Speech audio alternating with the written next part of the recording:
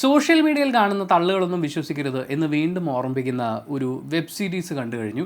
ഹോട്ട്സ്റ്റാറിലാണ് ആ web series റിലീസായിരിക്കുന്നത്. Link ഞാൻ ഡിസ്ക്രിപ്ഷനിൽ കൊടുക്കുന്നുണ്ട്. Watch it on your own risk. ഇതിനെക്കുറിച്ച് വളരെ ചുരുങ്ങിയ വാക്കുകളിൽ പറയാനാണെങ്കിൽ ഒരു റബ്ബർ ബാൻഡ് സീരീസ് എന്നാണ് എനിക്ക് ഫീൽ ചെയ്യുന്നത്.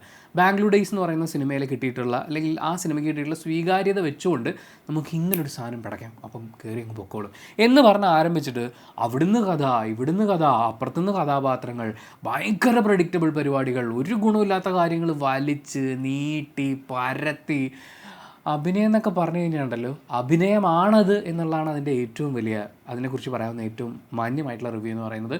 പിന്നെ മ്യൂസിക്കൊക്കെ വൻ കോമഡിയാണ്. അങ്ങനെ ഒരുപാട് സന്ദർഭങ്ങളുമായി ഇങ്ങനെ വെറുതെ മുന്നോട്ട് പോകുന്ന ഒരു നിർഗുണ വെബ് സീരീസ് ആയിട്ടാണ് എനിക്ക് കസിൻസ് ആൻഡ് കല്യാണംസ് എന്ന് പറയുന്ന ജിയോ ഹോട്ട്സ്റ്റാറിലെ വെബ് സീരീസ് അനുഭവപ്പെട്ടത്. ഇതിലെ ഓരോ എപ്പിസോഡിനെ കുറിച്ചും നമുക്ക് നിർത്തി പറയാനുണ്ട്. നിലവിൽ ഞാൻ 12 എപ്പിസോഡുകൾ കണ്ടു കഴിഞ്ഞു. ഒന്നിൽ പഴച്ചാൽ 3 എന്നാണല്ലോ, അതേ ഇൻറ്റു 4 എപ്പിസോഡുകൾ ഞാൻ കണ്ടു. ഏതെങ്കിലും ഒരു എപ്പിസോഡിൽ ഇത് ക്ലച്ച് പിടിക്കുമെന്ന് വിചാരിച്ചിട്ട് 12 എപ്പിസോഡ് ക്ഷമ പരീക്ഷിച്ചിട്ടും ഇത് മെച്ചപ്പെടാൻ സാധ്യതയില്ല എന്ന് തോന്നുന്നതുകൊണ്ട് ഞാൻ കാണുന്നത് അവസാനിപ്പിച്ചു. എനിക്ക് ഇതുവരെ ഫീൽ ചെയ്തത് എന്താണ് എന്ന് നിങ്ങളോട് പറയാമെന്നുള്ളതാണ് ഈ വീഡിയോയിലെ ഉദ്ദേശം. ഈ ഒരു അഭിപ്രായം മാത്രം കേട്ട് നിങ്ങളൊരു തീരുമാനം എടുക്കണം കേട്ടോ. കുറച്ച് എപ്പിസോഡുകളൊക്കെ കണ്ടു തുടങ്ങുക, അപ്പം നിങ്ങൾക്കും കാര്യങ്ങളൊക്കെ മനസ്സിലാവും. 6 കസിൻസ്, 7 കല്യാണം, 26 വർഷം, ഒരു ലവ് സ്റ്റോറി എന്നുള്ളതാണ് ഇതിൻ്റെ ടാഗായിട്ട് അവർ കൊടുത്തിരിക്കുന്നത്. ഇതിൻ്റെ ആദ്യത്തെ എപ്പിസോഡിൽ ഇനി അങ്ങോട്ട് കുറച്ച് സ്പോയിലർ എലമെൻറ്റുകൾ ഉണ്ടാവും. കഥയും അതിലെ സന്ദർഭങ്ങളും ഒക്കെ തരുന്നൊരു കോമഡി ഇമേജ് എന്താണെന്നുള്ളത് നിങ്ങളോട് പറയാൻ വേണ്ടിയിട്ടാണ്. സോ സ്പോയിലർ വേണ്ടെന്നാണെങ്കിൽ നിങ്ങൾക്ക് ഇവിടെ വെച്ചിട്ട് സ്കിപ്പ് ചെയ്യാം. 6 കസിൻസ് ഉണ്ട്. അതിൽ 2 കസിൻസ് തമ്മിലൊരു പ്രണയമുണ്ട്. അവരുടെ കോൺവെർസേഷൻ വെച്ചിട്ടാണ് സീരീസ് ആരംഭിക്കുന്നത്. ആ ഫസ്റ്റ് കോൺവെർസേഷൻ കേൾക്കുമ്പോൾ നമുക്ക് മനസ്സിലാകും, നല്ല പരിപാടി തന്നെ ഞാൻ കാണാൻ പോകുന്നതെന്ന്. പിന്നീട് അങ്ങോട്ട് ഈ കസിൻസ്, ഈ പ്രണയിക്കുന്ന 2 കസിൻസ് ഉണ്ടല്ലോ, ഇവർ ഒളിച്ചോടാൻ തീരുമാനിക്കുന്നു. ബാക്കി കസിൻസ് കൂടെ നിൽക്കുന്നു. പക്ഷേ ഒളിച്ചോടാന്ന് പറഞ്ഞിട്ട് ഓടിപ്പോയ കസിൻസിൽ ഈ പുരുഷ കസിൻ പിറ്റേ ദിവസം അവൻ്റെ കല്യാണമാണ്. അവൻ കല്യാണപ്പന്തലിൽ വന്നിരിക്കുന്നു, കല്യാണം കഴിക്കാൻ പോകുന്നു. അപ്പോൾ ആ കാത്തിരുന്ന കസിൻ ഉണ്ടല്ലോ, ഇപ്പോൾ ഇവനെ കല്യാണം കഴിക്കാൻ വേണ്ടിയിട്ട് പോയ ആ കുട്ടി തിരിച്ചു വരുന്നു. അത് കഴിഞ്ഞ് കല്യാണപ്പന്തലിൽ കയറുന്നു, അവനെ ഉമ്മ വെക്കുന്നു. മറ്റേ പെൺകുട്ടി, ആ കല്യാണം കഴിക്കാൻ പോകുന്ന പെൺകുട്ടി, അങ്ങനെ കുറേ കണസമണസ സീനുകളായിട്ട് അതിൽ ഈ പെൺകുട്ടി കല്യാണപ്പന്തലിലേക്ക് കയറി ചെന്ന് ഇവനെ ഉമ്മ വെക്കുന്ന സീനൊക്കെ റീലായിട്ടൊക്കെ കിടന്ന് കറങ്ങുന്നുണ്ട്. അതെന്തോ ഭയങ്കര സംഭവമായിട്ടൊക്കെ വെച്ചുകൊണ്ടാണ്. പക്ഷേ ആ പ്രതീക്ഷയിൽ പിന്നീട് അങ്ങോട്ടുള്ള എപ്പിസോഡ്സ് നോക്കുമ്പോൾ ആദ്യത്തെ എപ്പിസോഡിൽ ഇത്രയാണ് കാണിക്കുന്നത്. അപ്പോൾ ഇവരുടെ ഒരു ലവ് സ്റ്റോറി എന്താണ്, അതിന് ഇത്രയും സ്ട്രെങ്ത് പകരുന്ന കാര്യം എന്താണ് എന്നൊക്കെ കാണിക്കാൻ വേണ്ടിയാണ് അടുത്ത എപ്പിസോഡ് നമ്മൾ വിചാരിക്കും. ഇങ്ങനെയല്ല. നിങ്ങൾക്ക് ഇവൻ്റെ കഥ എന്താണെന്നറിയാമോ? ഇവളുടെ കഥ എന്താണെന്ന് അറിയാമോ? ഇതാ അപ്പുറത്തിരിക്കുന്ന വല്യപ്പൻ്റെ കഥ എന്താണെന്നറിയാമോ? ഇവർ ഓണാഘോഷത്തിന് ഇവർ പായസം കഴിച്ചത് നിങ്ങൾ കണ്ടിട്ടുണ്ടോ എന്ന് പറയുന്ന പോലെ എന്തൊക്കെയോ എപ്പിസോഡുകൾ ധാരധാരയായി ഒഴുകുന്നതിൻ്റെ ആദ്യത്തെ കഷ്ണം മാത്രമാണ് നമ്മൾ ആ കണ്ടത്. മൊത്തത്തിൽ പറഞ്ഞു കഴിഞ്ഞാൽ ഈ വെബ് സീരീസ് ഷൂട്ട് ചെയ്യാൻ പോകുമ്പോൾ ഇവരുടെ കയ്യിലൊരു പന്തൽ സെറ്റ് ഉണ്ട്. ഷാമിയാന പന്തൽ സെറ്റ് എന്ന് പറയുന്ന പോലെ. കാരണം ഇവർ വർഷങ്ങൾക്ക് മുമ്പുള്ള കല്യാണം കാണിക്കുമ്പോഴും ഈ അടുത്തുള്ള കല്യാണം കാണിക്കുമ്പോഴും ഒക്കെ കല്യാണ പന്തൽ ഇട്ടിരിക്കുന്ന സാധനങ്ങളെല്ലാം സെയിമാണ്. അതായത് ഇട്ടിരിക്കുന്ന തുണിക്കഷ്ണങ്ങളും അതിൻ്റെ ആർച്ചും പരിപാടിയും വരെ സെയിമാണ്. ഇവരുടെ കയ്യിൽ ഒരു കല്യാണം നടത്താനുള്ള കല്യാണ സെറ്റുണ്ട്. ഇതുമായിട്ട് കേരളത്തിലെ പല ജില്ലകളിൽ പോയി സെറ്റ് ഇട്ടിട്ടാണ് ഇവർ ഓരോ എപ്പിസോഡും ഷൂട്ട് ചെയ്തുകൊണ്ടിരിക്കുന്നത്. പന്തൽ സെറ്റ് ഉള്ളതുപോലെ തന്നെ കുറച്ച് പിള്ളേർ സെറ്റുണ്ട്. ആ കൂട്ടത്തിൽ 2 പേർക്കാണ് കുറച്ചെങ്കിലും ബെറ്റർ ആയിട്ട് എന്തെങ്കിലും പെർഫോം ചെയ്യാൻ പറ്റുന്ന. അതിൽ ഒരു കുരുത്തങ്കെട്ട കസിൻ എന്ന് പറയുന്ന ഒരാളുണ്ട്. പല സമയത്തും ഓവർ ആവുന്നുണ്ടെങ്കിലും അവൻ്റെ സ്കെയിൽ വളരെ ക്ലീൻ ആയിരുന്നു. എന്ന് വെച്ചാൽ നമുക്ക് അവൻ പറയുന്ന ഹ്യൂമർ ആണെങ്കിലും എവിടെയൊക്കെയോ എങ്ങനെയൊക്കെയോ കുറച്ച് അധ്വാനിച്ചിട്ടാണെങ്കിലും ചിരിക്കാൻ പറ്റുമെന്ന് തോന്നും. പിന്നെ ധ്യാനം നരസിംഹം എന്ന് പറയുന്ന പോലത്തെ ഒരു പെൺകുട്ടി ഇതിനകത്തുണ്ട്. കാരണം പുള്ളിക്കാരി ഒറ്റപ്പെടലിലാണ് അവരുടെ കുട്ടിക്കാലമൊക്കെ ഉണ്ടായിരുന്നത്, അല്ലെങ്കിൽ കൗമാരം ഉണ്ടായിരുന്നത്. അവിടെ നിന്ന് അങ്ങോട്ടേക്ക് അവർ മെഡിറ്റേഷൻ പരിപാടിയൊക്കെ പിടിച്ചു എന്ന് പറയുന്ന പോലത്തെ ഒരു ക്യാരക്ടറാണ് കാണിക്കുന്നത്. അവരുടെ ഒരു സ്കെയിലും നമുക്ക് റിലേറ്റബിൾ ആയിരുന്നു. ബാക്കിയൊക്കെ ഈ ക്യാരക്ടർ എന്ന് പറഞ്ഞിട്ടുണ്ടല്ലോ ഭയങ്കര കുസൃതിയാണ്. അയ്യോ കുസൃതിയാണോ, എനിക്കിപ്പോൾ കുസൃതി ചെയ്യാൻ കൊതിയായി എന്ന് പറയുന്ന പോലെ ചെയ്യുക. പിന്നെ ഈ ക്യാരക്ടർ കുറച്ച് അന്തർമുഖനാണല്ലോ, എന്നാൽ പിന്നെ ഞാൻ ഇങ്ങനെ ഇരിക്കാം എന്ന് പറയുന്ന പോലത്തെ അങ്ങനത്തെ ഭയങ്കര ഓവർ പെർഫോമൻസുകൾ കൊണ്ട് നിറഞ്ഞിട്ടുള്ളൊരു വെബ് സീരീസാണ്. അങ്ങനെ ഒരു പിള്ളേർ സെറ്റ് ഇവരുടെ കയ്യിലുണ്ട്. പന്തൽ സെറ്റായി, പിള്ളേർ സെറ്റായി, പിന്നെ കുറേ അമ്മാവൻ സെറ്റുണ്ട്, അമ്മായി സെറ്റുണ്ട്, കൊച്ചു പിള്ളേരുടെ സെറ്റുണ്ട്. പിന്നെ ഏകദേശം 6-ാമത്തെയോ 7-ാമത്തെയോ എപ്പിസോഡ് ആകുമ്പോഴേക്കും ഇറക്കി വിടാൻ പാകത്തിന് ഒരുപാട് അവതാരങ്ങളുണ്ട്. മാറി ഒന്നും കേൾക്കരുത്, അവതാരങ്ങളുണ്ട്. അവരിങ്ങനെ ഇടക്കിടക്ക് വന്നിട്ട് വെറുപ്പിക്കാൻ തുടങ്ങും. മൊത്തത്തിൽ ഇതിൻ്റെ ആദ്യ എപ്പിസോഡ് മുതലേ കാണുമ്പോൾ ഒരു വസന്തത്തിൻ്റെ തലയിൽ ഉദിച്ച ഐഡിയ ആയിട്ട്, അതായത് ഇപ്പം ജെൻസി കാറ്റഗറിയിലുള്ള ആളുകളെയൊക്കെ നമുക്ക് കാണിച്ചു തരുന്നു, അല്ലെങ്കിൽ ഒരു 90s കിഡ്സിൻ്റെ ഇപ്പുറത്ത് നിൽക്കുന്ന ആളുകളെയാണ് നമ്മൾ കാണുന്നതെന്നൊക്കെ നമ്മൾ വിചാരിക്കും. പക്ഷേ ഇതിൻ്റെ മൊത്തം കഥയും ഇതിൽ ഈ ഇമോഷൻസിനെ ഹാൻഡിൽ ചെയ്തിരിക്കുന്ന രീതിയൊക്കെ കാണുമ്പോൾ ശരിക്കും ഒരു 70കളിലുള്ള ആരോ എഴുതിയുണ്ടാക്കിയിട്ടുള്ളത് പോലെയുള്ള സന്ദർഭങ്ങളായിട്ടാണ് ഫീൽ ചെയ്യുന്നത്. നമുക്ക് ഓരോ എപ്പിസോഡായിട്ട് ഒന്ന് കണ്ടു നോക്കുകയാണെങ്കിൽ ആദ്യത്തെ എപ്പിസോഡിന് നമുക്ക് മനുവിൻ്റെ വിമിഷ്ടം എന്ന് പേരിടാം. മനു എന്ന് പറയുന്നൊരു കസിനുണ്ട്, അവന് ഇഷ്ടമുള്ള ദിയ എന്ന് പറയുന്നൊരു കസിനുണ്ട്. ഇവർ 2 പേരും ഇഷ്ടത്തിലാണെങ്കിലും മനുവിന് മനുവിന് വേറൊരു പെണ്ണിനെ, വീണ എന്ന് പറയുന്ന ഒരു പെണ്ണിനെ കെട്ടേണ്ടി വരുന്നു. വീണയാണെങ്കിൽ ഷീസ് സോ ടോക്സിക് എന്നൊക്കെ പറയുന്നത് പോലത്തെ അങ്ങനത്തെ ഒരു ക്യാരക്ടറായിട്ടാണ് കാണിക്കുന്നത്. ബാക്കി കസിൻസിനും അവളെ ഇഷ്ടമൊന്നും അല്ല എന്ന് കാണിക്കാൻ വേണ്ടിയിട്ട് ഒരുപാട് സമയം എടുക്കുന്നുണ്ട്. അപ്പോൾ നമ്മൾ വിചാരിക്കും ആ ക്യാരക്ടറിന് എന്തോ ഇമ്പോർട്ടൻസ് ഉണ്ടെന്ന്. ഒരു തേങ്ങയില്ല. അങ്ങനെ ഈ കുട്ടി അങ്ങനെയാണ് ഇങ്ങനെയാണെന്നൊക്കെ പറഞ്ഞിട്ട് ദിയെ മനുവുമായിരുന്നു ചേരേണ്ടിയിരുന്നതെന്നൊക്കെ കസിൻസും ഒക്കെ പറയുന്നത് കേട്ടിട്ട് ദിയെ മനുവും കൂടി തീരുമാനിക്കും നമ്മൾ ഒളിച്ചോടി പോയി കല്യാണം കഴിക്കാൻ പോവാണ്. പക്ഷേ ദിയ കാത്തിരുന്നിട്ടും മനുവിനെ കാണില്ല. മനു പിറ്റേ ദിവസം കൃത്യസമയത്തിന് മറ്റേ സ്കൂളിൽ ബെല്ലടിക്കുമ്പോൾ കുട്ടികൾ വരുന്നത് പോലെ കല്യാണം കഴിക്കാൻ വേണ്ടി റെഡി ആയിട്ട് അവിടെ ചെന്നിരിപ്പുണ്ട്. ദിയ കല്യാണം കഴിക്കാൻ പ്ലാൻ ചെയ്തിരുന്ന സ്ഥലത്ത് നിന്ന് വണ്ടി ഓടിച്ച് തിരിച്ച് കല്യാണപ്പന്തലിൽ വന്ന് കുറച്ച് മദ്യം കുടിക്കുന്നു, പിന്നെ ഒരു കൂളിംഗ് ഗ്ലാസ് എടുത്ത് വെക്കുന്നു, ഫ്രഷ് തന്നെ. അങ്ങനെ മദ്യപിച്ച് മതോന്മത്തയായിട്ട് അവൾ നേരെ കല്യാണപ്പന്തലിൽ കയറി ചെന്ന് ഇവനൊരു ഉമ്മ കൊടുക്കുന്നു. അത് കണ്ടിട്ട് ഇഷ്ടപ്പെടാതെ ആ പെൺകുട്ടി എണീറ്റ് വരുന്നു, അവൾ തല്ലാൻ കൈവീശുന്നു, ഇവൾ കയറി പിടിക്കുന്നു, കാളൊന്നും തുടങ്ങുന്നു. പിന്നെ കല്യാണ വീട്ടിൽ മുഴുവൻ അടി ഉണ്ടാകുന്നു. ഈ സമയം മുഴുവനുള്ള മനുവിൻ്റെ എക്സ്പ്രഷനാണ് എപ്പിസോഡിൽ ഏറ്റവും കൂടുതൽ നമ്മൾ കാണുന്നത്. എന്തോ വന്ന് വിമ്മിഷ്ടമുള്ളത് പോലെയാണ്. ഞാൻ വിചാരിച്ചു ആ എപ്പിസോഡിൽ ആ ഒരു സിറ്റുവേഷനിലുള്ള എക്സ്പ്രഷൻ ആയിരിക്കും. അല്ല കേട്ടോ, ആ ക്യാരക്ടർ കാണിക്കുമ്പോൾ തൊട്ടേ മുഖത്ത് വിമ്മിഷ്ടമാണ്. സെക്കൻഡ് എപ്പിസോഡിനെ നമുക്ക് പാലും പഴവും എന്ന് വിളിക്കാം. സീരിയലുകാർ പോലും ഇപ്പോൾ എടുക്കാത്ത അതേപോലത്തെ മേക്കിങ്ങും പെർഫോമൻസും ട്വിസ്റ്റുകളും കുറേ ദുരന്തം പരിപാടികളൊക്കെ ആയിട്ട് വലിഞ്ഞു നീണ്ടു പോകുന്ന ഒരു എപ്പിസോഡാണത്. ആ എപ്പിസോഡ് മുതൽ നമ്മൾ വളരെയധികം ശ്രദ്ധിക്കാൻ തുടങ്ങുന്നത് നല്ല തല്ലിപ്പൊളി പാട്ടുകൾ എന്നുള്ളതാണ്. ഇതിൻ്റെ ഒരു 11ാമത്തെ എപ്പിസോഡിലേക്കൊക്കെ വരുമ്പോൾ ഓണാഘോഷം എന്തോ ആരംഭിക്കുകയാണ്. ഓണാഘോഷമാണ് എൻ്റെ എപ്പിസോഡിൽ നമ്മൾ കാണുന്നത്. ഇങ്ങനെ ഒരു എന്തോ ഒരു ബീറ്റ് ഇങ്ങനെ പോകുന്നുണ്ട്. ഇടയ്ക്ക് ഓണം എന്ന് പറഞ്ഞാൽ അങ്ങനെയാണ് ഇങ്ങനെയാണെന്നൊക്കെ പറയുന്ന പോലത്തെ ഒരു 3-4 പേര് ഇത് തന്നെ റിപ്പീറ്റ് അടിച്ച് പോവുകയാണ്. അതുപോലെ ഒരു പെർട്ടിക്കുലർ സീനിൽ ഈ നമ്മുടെ നായകൻ അവന് വില്ലനായി തോന്നുന്ന ഒരു കസിൻ കഥാപാത്രം പുതിയൊരു അവതാരം കയറി വരും കുറച്ച് എപ്പിസോഡ് കഴിയുമ്പോൾ. അപ്പോൾ ആ അവതാരത്തിനോടുള്ള കലിപ്പ് കാണിക്കാൻ വേണ്ടിയിട്ടും എന്നാൽ ഇവൻ്റെ കുറച്ച് റൊമാൻസിന് വേണ്ടിയിട്ടുള്ള ശ്രമങ്ങൾ കാണിക്കാൻ വേണ്ടിയിട്ടൊക്കെയുള്ള സീക്വൻസാണ്. അവിടെ ആ എപ്പിസോഡ് തുടങ്ങുമ്പോൾ ഇടുന്ന ബീറ്റ് അവസാനം വരെയുണ്ട്. എന്നിട്ട് ഇവർ സ്ലോ മോഷനിൽ നടക്കുമ്പോഴൊന്നും ഈ ബീറ്റിന് വ്യത്യാസം വരുന്നില്ല. അതായത് ഈ വിഷ്വലി അവരെ എടുത്തു വെച്ചിരിക്കുന്ന ഒരു പ്രേമത്തിൽ നിവിൻ പോളി നടക്കുന്ന പോലെയൊക്കെ കാണിക്കാൻ വേണ്ടി ശ്രമിച്ചിട്ടുണ്ട്. പക്ഷേ മ്യൂസിക്കിൽ ഒന്നും നടക്കുന്നില്ല. കാശ് കൊടുത്തില്ലേ? എന്തായാലും മനുവിൻ്റെ വിമ്മിഷ്ടം കണ്ട എപ്പിസോഡിൽ നിന്ന് 2ാമത്തെ എപ്പിസോഡിൽ വരുമ്പോഴേക്കും കല്യാണം മുടങ്ങി വീണ രക്ഷപ്പെട്ടു എന്നുള്ളതാണ് നമുക്കതിൽ നിന്ന് മനസ്സിലാകുന്നത്. ഈ കസിൻസ് എല്ലാം ഉള്ള കുടുംബത്തിലേക്ക് ചെന്ന് കയറിയ കഴിഞ്ഞാലുള്ള ഒരവസ്ഥ ആലോചിക്കുമ്പോൾ നമുക്കും അങ്ങനെ തോന്നിപ്പോകും. അത് കഴിഞ്ഞ് ഇതുങ്ങളുടെയൊക്കെ കുട്ടിക്കാലം കാണിക്കാൻ തുടങ്ങുകയാണ്. നമ്മൾ വിചാരിക്കും വീണയുടെ പ്രശ്നം എന്താണെന്ന് കാണിക്കുന്നു. ഈ പ്രശ്നം അന്നേ തുടങ്ങിയതാണെന്ന് പറഞ്ഞ് ഈ കുരുത്തം കെട്ടുകളൊക്കെ എങ്ങനെയാണ് ഒരുമിച്ചതെന്ന് കാണിക്കാൻ വേണ്ടിയിട്ടാണ്. പല നാടുകളിലായിട്ട് വളർന്നിട്ടുള്ള കസിൻസ് ഉണ്ടാവും. ഈ കല്യാണങ്ങൾ വരുമ്പോഴാണ് ഇവർ ഒരുമിച്ച് കൂടുക. അങ്ങനെ കല്യാണ പരിപാടികൾക്ക് വന്ന് കൂട്ടായിട്ടുള്ള കസിൻസാണ് ഇവരെന്ന് കാണിക്കാൻ വേണ്ടിയിട്ടാണ്. അപ്പോൾ ഇവർ ആദ്യം കൂട്ടിമുട്ടുന്ന ആ കല്യാണ വീട് ബാംഗ്ലൂർ ഡേയ്സിലെ വീട് പോലെ തന്നെ ഉണ്ട്. മിക്കവാറും അത് തന്നെ ആയിരിക്കും ഒപ്പിച്ചിട്ടുണ്ടാവുക. അതേപോലെ തന്നെ സെറ്റൊക്കെ ഇട്ട് ഒരുക്കി ഈ നാട്ടുകാർ മുഴുവൻ തെക്കും വടക്കും നടക്കുന്ന. അപ്പോൾ ഈ കസിൻസ് തമ്മിൽ കമ്പനി ആവുന്നത് എങ്ങനെയാണെന്ന് വെച്ചാൽ റോജപ്പാക്ക് കൊടുത്തിട്ടാണ്. പേര് വേറെ എന്താണ് പറയുന്നത് തോന്നുന്നു. എൻ്റെയൊക്കെ കുട്ടിക്കാലത്ത് ഇങ്ങനെ കുറച്ച് പാക്കുകളുണ്ടായിരുന്നു. നല്ല കളർഫുൾ പാക്കേജിൽ രാവിലെ ആകാശവാണിയിൽ പരസ്യമൊക്കെ ഉണ്ടാവും. കുട്ടികളും മുതിർന്നവരും ഒരുപോലെ ഇഷ്ടപ്പെടുന്ന പാക്ക് നിജാം പാക്ക് എന്നൊക്കെ പറയുന്ന പരസ്യത്തിൽ പോലെ ഈ പിള്ളേർ അങ്ങോട്ടും ഇങ്ങോട്ടും ഈ സാധനം കൊടുത്ത് കമ്പനിയാവുന്നു.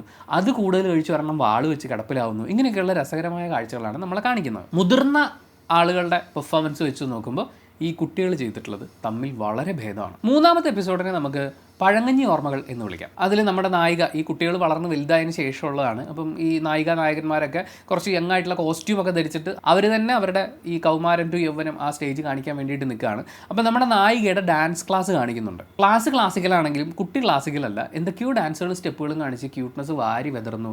അത് കഴിഞ്ഞ് ഈ സംസ്കൃതി എന്ന് പറയുന്നൊരു കഥാപാത്രമുണ്ട്. പുള്ളിക്കാരുടെ ഡ്രോയിങ് ബുക്ക് കാണിക്കും. പിന്നെ ഇങ്ങനത്തെ തറവാടുകളിൽ അന്യം നിന്ന് പോയിട്ടില്ലാത്ത ഈ പട്ടാളത്തിൽ നിന്ന് വന്നിട്ടുള്ളൊരു അമ്മാവനുണ്ടല്ലോ. അങ്ങനെ പട്ടാളക്കാരൻ തിരിച്ചു വരുമ്പോൾ അവിടുത്തെ പഴയ തള്ളുകഥകളൊക്കെ പറയുക, പിന്നെ ആളുകളുടെ മെക്കിട്ട് കയറുക എന്നൊക്കെ പറയുന്ന സ്ഥിരം പട്ടാളക്കാരൻ കോമഡി ഉണ്ടല്ലോ, അത് വീണ്ടും എടുത്തു വെച്ചിട്ടുണ്ട്. കോമഡിയാണെന്ന് കാണിക്കാനുള്ള മ്യൂസിക്കും ദാരിദ്ര്യം പിടിച്ച കോമഡികളൊക്കെ ആയിട്ട് ആ എപ്പിസോഡും അങ്ങ് തീരും. 4th എപ്പിസോഡിലേക്ക് വരുമ്പോഴേക്കും കോമഡി ധാരധാരയായി ഒഴുകാണ്. നമ്മളിങ്ങനെ നോക്കിയിരിക്കും, ഇതാണാടാ കോമഡി. 4ാമത്തെയും 5ാമത്തെയും എപ്പിസോഡ് അവർ ഓടിക്കുന്നത് ഒരൊറ്റ തുണ്ട് CD വെച്ചിട്ടാണ്.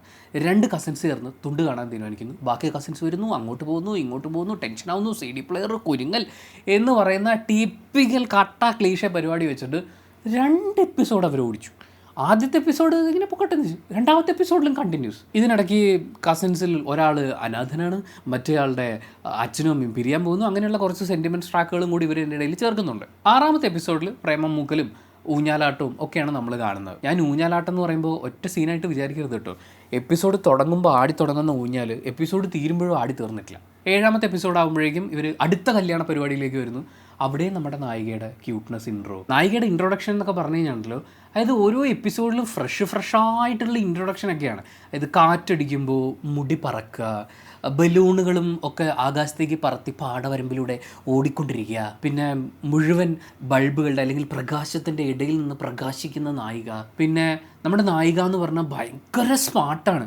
അവളില്ലെങ്കിൽ ഈ വീടുറങ്ങി, ഈ നാടുറങ്ങി, ഈ ജില്ലാ പഞ്ചായത്ത് ഓഫീസ് വരെ ഉറങ്ങി എന്ന് പറയുന്ന പോലെ അങ്ങനത്തെ ഒരു നായിക. അതായത് ഇന്ത്യൻ സിനിമയിൽ ഇന്ന് വരെ നമ്മൾ കണ്ടിട്ടില്ലാത്ത എല്ലാ ഒരു ഇൻട്രൊഡക്ഷൻ പാറ്റേണുകളും അതുപോലെ ക്യാരക്ടർ ട്രേറ്റ്സും ഒക്കെ കൊടുത്തിട്ടുള്ള ഒരു ഫ്രഷ് നായിക. എനിക്കൊരു എപ്പിസോഡിലേ ഇവരെല്ലാവരും കൂടി വഴക്കിടുന്ന ഒരു സീനാണ്. അതായത് ഇവർ തമ്മിൽ ഒരു കാര്യത്തിൽ അഭിപ്രായ വ്യത്യാസം ഉണ്ടായിട്ട് വഴക്കിടുക. ഇനി ഒന്ന് വഴക്കിടാൻ പോലും, അതായത് മക്കളെ ഈ സീനിൽ നിങ്ങൾ കുറച്ച് ഉന്തുന്നള്ളു ഒരു ബലമൊക്കെ പിടിച്ച് നിൽക്കണം എന്ന് പറയുമ്പോൾ അതുപോലും നേരെ ചൊവ്വേ ചെയ്യാൻ പറ്റാത്ത, ഞാൻ ഈ സീനിൽ എന്താണ് ചെയ്യേണ്ടതെന്ന് ഒരു ബോധ്യവുമില്ലാതെ അങ്ങനെ നിൽക്കുന്ന അഭിനേതാക്കൾ വരെയുള്ള ഒരു സീരീസാണിത്. ആ എപ്പിസോഡിൽ ഇവരൊക്കെ വരുന്നുണ്ട് എന്ന് പറഞ്ഞാൽ എന്തൊക്കെയോ കോമഡി കാണിച്ച് 8ാമത്തെ എപ്പിസോഡ് ആകുമ്പോഴേക്കും പുതിയ അവതാരം വരികയാണ്, പ്രജിത്തേട്ടൻ എന്ന് പറഞ്ഞിട്ട്. അപ്പോൾ ഈ കസിൻസിൻ്റെ ഇടയിൽ പ്രേമം നോക്കുമ്പോൾ പുതിയൊരാളും കൂടി വരുമ്പോൾ വീണ്ടും അയാളുടെ പ്രേമം എന്നൊക്കെ പറഞ്ഞാൽ അങ്ങനെ വലിഞ്ഞ് നീണ്ട് വീണ്ടും എപ്പിസോഡുകൾ മുന്നോട്ട് പോവുകയാണ്.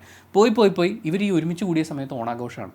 ഒരു ഫുൾ എപ്പിസോഡ് പൂക്കളമിടുന്നു, മ്യൂസിക്കൽ ചെയർ കളിക്കുന്നു, നാരങ്ങ സ്പൂൺ കളിക്കുന്നു, ഉറിയടി മത്സരം, ഇതൊക്കെ നമ്മളെ കാണിക്കും. പിന്നെ പുറത്തുനിന്ന് കുറച്ച് സ്മാർട്ടായിട്ടുള്ള കുറച്ചും കൂടി പ്രായമുള്ള ഒരു ചേട്ടൻ ഈ കസിൻസിൻ്റെ ഇടയിലേക്ക് വരുമ്പോൾ അയാൾ കാണിക്കാൻ സാധ്യതയുള്ള വൃത്തികേടുകളെയൊക്കെ കോമഡി എന്നുള്ള രൂപേണ അവതരിപ്പിക്കുന്ന കാര്യത്തിൽ വെബ് സീരീസ് ഒട്ടും പുറകിലാവുന്നില്ല. അങ്ങനെ ഓണാഘോഷവും യങ് ആയിട്ടുള്ള കസിനെ മുതലെടുക്കാൻ വേണ്ടിയിട്ടുള്ള കാര്യങ്ങളെ കോമഡിയാക്കി കാണിക്കലും ഇതൊക്കെ കഴിഞ്ഞ് ഈ അവതാരത്തിനെ കൊണ്ട് തന്നെ നമ്മൾ പൊറുതിമുട്ടിയിരിക്കുമ്പോൾ പുതിയൊരു അവതാരം വരും. പിന്നെ സെൽഫി എടുക്കലായി, സെൽഫിയുടെ പുറത്തുള്ള പ്രശ്നമായി, ഇതിങ്ങനെ നീണ്ട് പരന്ന് ഏതൊക്കെയോ വഴി കൂടി പോവുകയാണ്. അങ്ങനെ ഈ തോൽവി കോമഡികളൊക്കെ കണ്ട് യാതൊരു റിലേറ്റബിൾ ഫാക്ടറും ഇല്ലാതെ ഇന്ന് നന്നാവും നാളെ നന്നാവും എന്ന് വിചാരിച്ച് 12 എപ്പിസോഡുകൾ ഞാൻ കണ്ടു തീർത്തു. മ്യൂസിക്കിൻ്റെ കാര്യം നമ്മൾ ഓൾറെഡി പറഞ്ഞു. വിഷ്വലിൻ്റെ കാര്യം, ഈ കുഞ്ഞു പിള്ളേരെ, എനിക്ക് വളരെ യങ് ആയിട്ടില്ല, ഞാൻ കുഞ്ഞു പിള്ളേരെന്ന് ഉദ്ദേശിക്കുന്ന അവരുടെ എക്സ്പീരിയൻസിനല്ല, വളരെ ചെറിയ പ്രായത്തിലുള്ള പിള്ളേരില്ലേ, അവർ മൊബൈൽ ഫോണിൽ ഷൂട്ട് ചെയ്തിട്ട് എനിക്ക് അയച്ചു തരുന്ന ഷോർട്ട് ഫിലിമുകളുണ്ട്, ചേട്ടാ ഒന്ന് കണ്ടു നോക്കിയിട്ട് പറയുമെന്ന്. എനിക്ക് അതിൽ ഇതിനേക്കാൾ ഡിഫറെൻ്റ് ആയിട്ടുള്ള ആംഗിളുകൾ പരീക്ഷിക്കുന്നു അല്ലെങ്കിൽ എന്തെങ്കിലും ഡിഫറെൻ്റ് ആയിട്ട് ചെയ്യാൻ ശ്രമിക്കുന്ന പിള്ളേരെ കാണുമ്പോൾ നമുക്കുണ്ടാകുന്നൊരു സന്തോഷമില്ലേ. ഇവരെന്താ ഇതിൻ്റെ കളറൊക്കെ എന്താ ഇവർ ചെയ്തു വെച്ചിരിക്കുന്നത്, ഒരു മ്യൂസിക് ആൽബം പോലെ കുറേ കാര്യങ്ങൾ എടുത്തു വെച്ചിരിക്കുകയാണ്. അതിനും ഒരു ആത്മാർത്ഥതയുടെ എലമെൻറ്റ് നമുക്ക് ഫീൽ ചെയ്യണ്ടേ. ജിയോ ഹോട്ട്സ്റ്റാറുകാർ കുറച്ച് കാശ് കൊടുത്തിട്ടുണ്ട് നമുക്ക് മലയാളികളെ പറ്റിക്കാനും, പിന്നെ ഡബ് ചെയ്ത് ഇറക്കി കഴിഞ്ഞാൽ നോർത്ത് ഇന്ത്യയിലുള്ള ആളുകൾക്കൊക്കെ ഇതാണ് കേരളം എന്ന് കാണിച്ചു കൊടുക്കാനും പറ്റിയ ഒരു സ്റ്റീരിയോ ടൈപ്പ് പരിപാടി വേണം എന്ന് പറഞ്ഞിട്ട് അങ്ങനെ പ്ലാൻ ചെയ്ത് ഉണ്ടാക്കിയിരിക്കുന്ന പോലെയാണ്. അല്ലാതെ ഈ ഓണാഘോഷമൊക്കെ ഒരു തേങ്ങയും ഇല്ലാതെ ഒരു ഓണാഘോഷ പരിപാടിയാണ് ഒരു എപ്പിസോഡ് മുഴുവൻ. ഇത് തട്ടിക്കൂട്ടെന്ന് എനിക്ക് അതിഭീകരമായിട്ട് ഫീൽ ചെയ്ത ഒരു സീക്വൻസ് ഉണ്ട്. 7ാമത്തെയോ 8ാമത്തെയോ എപ്പിസോഡിലാണെന്ന് തോന്നുന്നു. എല്ലാവരും കൂടി വാൻ എടുത്ത് എന്തോ ഒരു പരിപാടിക്ക് പോയിരിക്കുകയാണ്. അപ്പോൾ പരിപാടിക്ക് പോയവർ തിരിച്ചു വരുന്നതായിട്ടാണ് കാണിക്കുന്നത്. ആ വാനിൻ്റെ പല ആംഗിളിൽ നിന്നുള്ള ഷോട്ട് കാണിച്ചിട്ട് ഒരു ഷോട്ട്, അത് കുറച്ച് സമയമുണ്ട്, അത് മാത്രം കളർ ഗ്രേഡ് ചെയ്യാൻ അവർ മറന്നുപോയി. കാരണം അത് ലോഗായിട്ടാണ് കാണുന്നത്. എന്ന് വെച്ചാൽ ലോഗ് എന്ന് പറയുമ്പോൾ ഇപ്പോൾ ഈ വീഡിയോ ഞാൻ ഷൂട്ട് ചെയ്യുന്നത് ലോഗിലാണ്, കാണിച്ചു തരാം. ഇത് കളർ ഗ്രേഡ് ചെയ്തിട്ടാണ് നിങ്ങൾ ഔട്ട് കാണുന്നത്. പക്ഷേ ആ ഗ്രേഡ് ചെയ്യാൻ ഇവർ മറന്നുപോയടോ. അത്രയും പോലും ഉത്തരവാദിത്തം എഡിറ്റ് ചെയ്യുന്നാക്കില്ല, കളർ ചെയ്യുന്നാക്കില്ല, അപ്ലോഡ് ചെയ്യുന്നാക്കില്ല. ഇതിൻ്റെ ഔട്ട്പുട്ട് കണ്ടതിന് ശേഷം പ്രേക്ഷകരുടെ ഫീഡ്ബാക്ക് എടുക്കുക എന്ന് പറയുന്നത് ആ പ്ലാറ്റ്ഫോമിനില്ല. അങ്ങനെ മൊത്തത്തിൽ ഒരു ഉത്തരവാദിത്തം ഇല്ലാത്ത പരിപാടി. പക്ഷേ ഇതൊരു നല്ല സീരീസാണ്. നിങ്ങൾ ഉറങ്ങാൻ ശ്രമിക്കുന്ന സമയത്ത് ഈ സീരീസ് കാണാൻ ശ്രമിക്കുകയാണെങ്കിൽ പെട്ടെന്ന് ഉറങ്ങിപ്പോകാനുള്ള ഒരു സാധ്യത, നല്ല ഒരു ഉറക്കത്തിലേക്ക്. പക്ഷേ സ്വപ്നങ്ങളുടെ കാര്യത്തിൽ ഞാൻ ഗ്യാരണ്ടി പറയില്ല. നിങ്ങൾ എത്തിപ്പെടാൻ പോകുന്നത് ചിലപ്പോൾ അതിഭീകരമായ സ്വപ്നലോകത്തായിരിക്കും. പക്ഷേ ഉറക്കത്തിലേക്ക് പോകാൻ ഇത് നിങ്ങളെ വളരെയധികം ഹെൽപ്പ് ചെയ്യും എന്നാണ് എൻ്റെ ഒരു പേഴ്സണൽ എക്സ്പീരിയൻസ് വെച്ചിട്ട്, ഓരോ എപ്പിസോഡും കണ്ടു തീർക്കാനുള്ളൊരു കഷ്ടപ്പാട് വെച്ചിട്ട് ഞാൻ മനസ്സിലാക്കുന്നത്. അങ്ങനെ ഓഡിയോ വിഷ്വൽ അതിൻ്റെ ഒരു ടെക്നിക്കൽ സൈഡിലാണെങ്കിലും പെർഫോമൻസ് സൈഡിലാണെങ്കിലും സ്ക്രിപ്റ്റിങ്ങിൽ ഏറ്റവും ടോപ്പായിട്ടും മൊത്തത്തിലൊരു ദുരന്തമായി മാറിയിട്ടുള്ള വെബ് സീരീസ് ആയിട്ടാണ് എനിക്ക് കസിൻസ് ആൻഡ് കല്യാൺസ് ഫീൽ ചെയ്തത്. 12 എപ്പിസോഡിൻ്റെ പരീക്ഷണങ്ങൾക്ക് ശേഷവും ഒന്നിപ്പഴിച്ച 3 12 പോലും നന്നാവാൻ സാധ്യതയില്ല എന്നുള്ളതുകൊണ്ട് ഞാനിത് കാണുന്നത് നിർത്തി. സോ ഇറ്റ് മീൻസ് ചിലപ്പോൾ ഇനി നന്നായേക്കാം, പക്ഷെ അത് കാണാനുള്ള ത്രാണി എനിക്കില്ല. നിങ്ങൾ ട്രൈ ചെയ്ത് നോക്കൂ. അങ്ങനെ ട്രൈ ചെയ്തതിന് ശേഷമുള്ള നിങ്ങളുടെ എക്സ്പീരിയൻസ് എന്താണെന്നുള്ളത് കമൻറ്റ് ബോക്സിൽ രേഖപ്പെടുത്തു. കമൻറ്റ് ബോക്സും കൂടി വായിച്ചിട്ട് ഈ വെബ് സീരീസ് കാണണോ വേണ്ടിയോ തീരുമാനമെടുക്കാൻ കാത്തിരിക്കുന്ന ആളുകളുണ്ട്. അവർക്കതൊരു വലിയ സഹായമായിരിക്കും. മാത്രമല്ല ഇതിലെ കസിൻസും അവരുടെ ജീവിതമൊക്കെ കാണുമ്പോൾ അയ്യോ എൻ്റെ ലൈഫ് തന്നെ ഇത് എന്ന് പറയുന്ന പോലത്തെ ഒരു ഫീലും നിങ്ങൾക്ക് ഉണ്ടായേക്കാം. അതും കമൻറ്റ് ബോക്സിൽ രേഖപ്പെടുത്തുക. നമുക്ക് പരസ്പര ബഹുമാനത്തോടു കൂടി അഭിപ്രായങ്ങൾ പങ്കുവയ്ക്കാം. Thank you so much for watching this video. Video ഇഷ്ടപ്പെട്ടാൽ ലൈക്ക് ചെയ്യുക, കമൻറ്റ് ചെയ്യുക, ഷെയർ ചെയ്യുക, സബ്സ്ക്രൈബ് ചെയ്യുന്ന കാര്യവും ഹൈപ്പ് ചെയ്യുന്ന കാര്യവും പരിഗണിക്കുക.